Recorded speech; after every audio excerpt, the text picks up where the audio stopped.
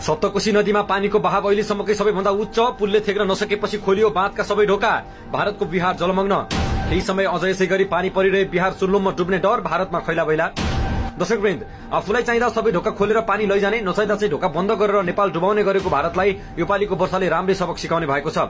नेपालको राष्ट्रिय हित विपरीत गरिएको कोशी ब्यारेज सम्झौता अनुसार ब्यारेजको तालाचाबी भारतकै हातमा हुने भनिएको छ।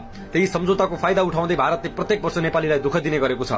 भारतले पानीको हाहाकार भएको बेला विशेष गरी चैत वैशाखतिर बाँधका सबै ढोका खोलेर पानी भारत लैजाने, तर जब वर्षायाम शुरू हुन्छ बाँधका सबै ढोका बन्द गरेर नेपालको तराई क्षेत्र डुबाउने गरेको थियो। विक्रम सम्वत 2011 सालमा भएको सम्झौता अनुसार सम्झौताको अवधि 179 वर्ष हुने भनिएको छ। त्यस्तै प्रत्येक 25 वर्षमा यसको मर्मत सम्भार गर्नुपर्ने भनिएको छ। तर बाँध बनेको 70 वर्ष बितिसक्दा समेत बाँधको पुनर्निर्माण गरिएको छैन। सिमेन्टको प्रयोगले बनाइएको यस्तो संरचनाको अवधि 50 वर्षको मात्रै हुन्छ, अर्थात 50 वर्षमा पुनर्निर्माण गर्नुपर्ने हुन्छ। तर 70 वर्ष बितिसक्दा समेत पुनर्निर्माण त के पुलको मर्मत सम्भार समेत गरिएको छैन। यसको मतलब अब पुल जतिसुकै बेला